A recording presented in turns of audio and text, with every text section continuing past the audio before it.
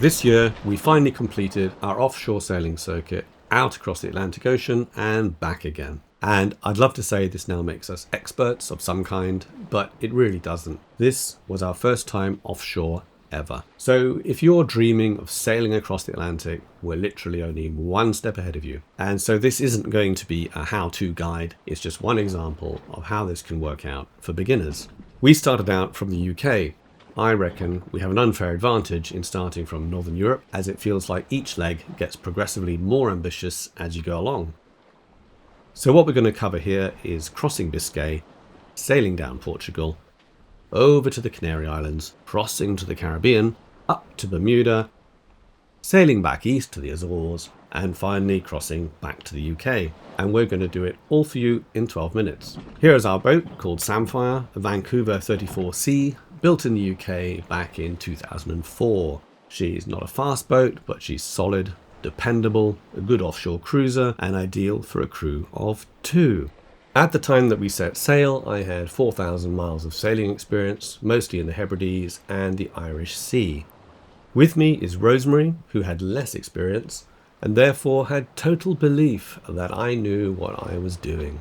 Finding insurance was hard, given our relative lack of offshore experience, the scale of the voyage, and the fact there were only 2 of us. We felt we were aware of our limitations, however, and while we certainly set sail with the ambition of crossing the Atlantic, we only ever looked one leg ahead at a time, just so we could think about our life choices at each stage and assess if we were about to make a really dumb move. So let's start at the beginning. It's early August and we're in Plymouth on the UK south coast. On the 4th of August, off we went across the Bay of Biscay. If you look up sailing advice for Biscay, it can come across as a fearsome rite of passage. We had a smooth start, then our crossing became a rapid downwind sail in steep waves, which certainly felt alarming and unfamiliar for the first couple of days. But eventually we realised the boat was looking after us really well, and we stopped feeling on edge. This was our longest multi-day downwind sail ever, and it gave us a lot of confidence for later. We ended up in Bayona in Spain 4 days after leaving Plymouth. Then, after a couple of weeks, we sailed out again with my daughter's crew, and we headed down to Lisbon, where we waited for our passage to the Canary Islands. We used all these early passages to refine our overall average speed estimate, which eventually came out somewhere near 5 knots for us in our boat. That's about 120 nautical miles a day. And like every sailor, we do boast that we sometimes go faster, but for long-term planning, there's really no point in hoping you're speedy when you really aren't. If you are not a sailor, then 5 knots is about double human walking speed. So to give you an example, if you could go in a dead straight line from the UK down to Puerto Rico, that would take you about 30 days at this speed. It's actually a really slow way to get around. On the 15th of October, Rosemary and I left Lisbon and we crossed the ocean to Lanzarote, arriving 6 days later on the 21st of October. So, why are we in Lanzarote? The Atlantic hurricane season dies out from November onwards, and the trade winds start to settle in, sweeping sailors out from the Canaries and down to the Caribbean. There is a large, organised Atlantic crossing flotilla, the Atlantic Rally for Cruisers, the ARC or the ARC, which departs en masse at this time. I only hear good things about the ARC, but we'd already decided to go it alone. And as Gran Canaria fills up with over 200 ARC boats for the start, we decided that we would leave from the neighbouring island of Lanzarote instead. And as the ARC fleet ends up in St. Lucia, on the far side of the ocean, we also opted to avoid the crowds and aim for somewhere else. So if we weren't going to St. Lucia, then where were we going to go? Without prior experience, we actually found it really tough to settle on our island destination, but in the end we opted for Antigua. So off we went, departing Lanzarote on the 15th of November, stopping for a night in Puerto del Rosario on Fuerteventura to do some final shopping and clear immigration, before finally committing ourselves to the open ocean. And then, unbelievably, we were off. I half expected someone to come out and tell us to stop, but no one did. Instead, we just vanished over the horizon and we headed west into the sunset. All our passages up to this point had been big achievements for us, but this was now a different scale entirely. So let's see how that worked out. In practical terms, it was mostly plain sailing, and none of it was much beyond what we already knew, and even better, much of it was also in glorious weather. What was new was the sense of isolation. We had some limited internet for weather and for emails, but otherwise we were alone. It was just us. So on logistics, let's dive into what went right and what didn't. On water, we did really well on this one because on all our previous shorter passages, rather than just taking water straight from the tank whenever we wanted, we had manually measured all our drinking water that we used day after day for everything. And we also counted all our usage of milk, soft drinks, fruit juices, everything. And we worked out that as long as we only washed ourselves and our dishes in salt water, then the tank on the boat was going to be enough for the voyage and also give us a comfortable margin. But we also squeezed 50 litres of bottled water into storage under the saloon floor just to be doubly sure. How about diesel for the engine? We only carry enough for about 3.5 days of motoring at 5 knots. We were light on fuel on our arrival in the Caribbean, but hey, we're a sailboat, so it wasn't really a problem, except when it comes to electrical power.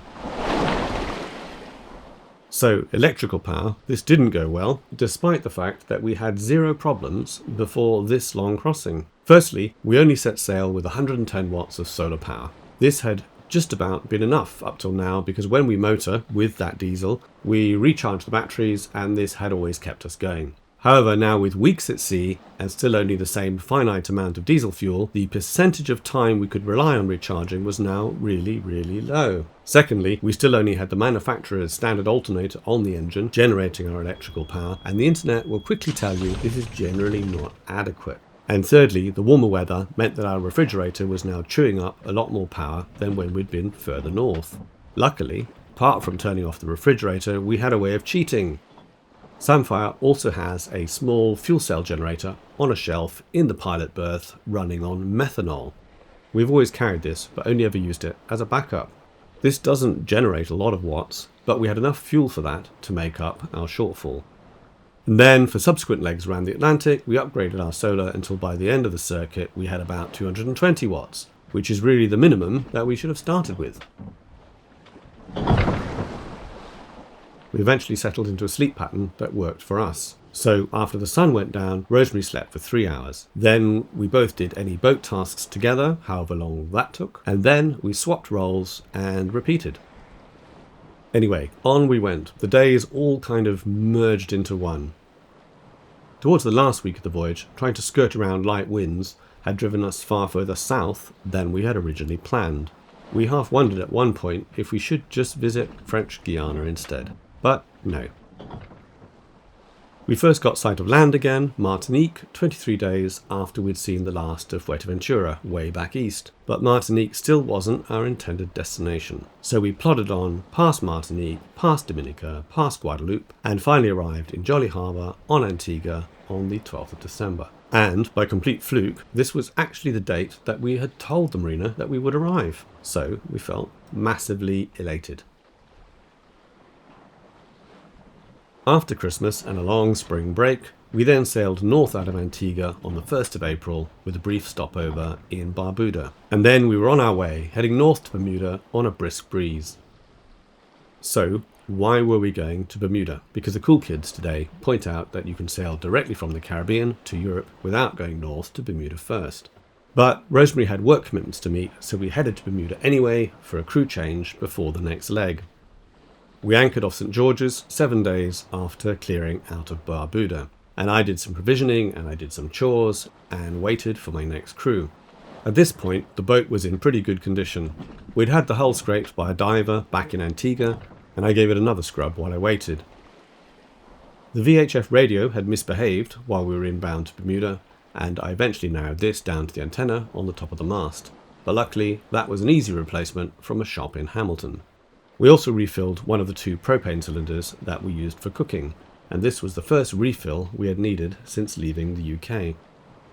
On the 18th of April, I was joined by Steve as crew, and we headed east from Bermuda. We were on a bearing for the Azores, but we had a faint dream of continuing all the way to the British Isles in one go. But this crossing was an eventful leg for many, many reasons. It was as if everything that hadn't gone wrong before this point finally conspired to happen all at once. We had an engine failure, a gale, a steering failure, a small fire, and then we rounded it up by bumping into a sperm whale off the Azores. None of this will happen to you, fingers crossed, but maybe this passage is always rougher than the warm and predictable trade wind sailing of our outbound journey. Steve and I eventually arrived in Ponta Delgada on San Miguel on the 2nd of May, 14 days after leaving Bermuda. Needing to fix the engine meant we had dropped the idea of continuing straight on to the UK. So out of anywhere in the Azores, why did we choose Ponta Delgada? All the cool transatlantic kids generally stop first in Horta, further west, but ultimately we chose Ponta Delgada because we knew it was a large marina and they were likely to be able to accommodate us for a while. And it was lucky they did have room, as real life intervened, the summer got away from us, and then bad weather stopped us leaving again at the start of September. So we accepted we had just left it too late in the year. We were going to be in the Azores for the winter, and all we could do was wait for the season to turn again. Then, on the 19th of June, Rosemary and I were finally ready for that last leg.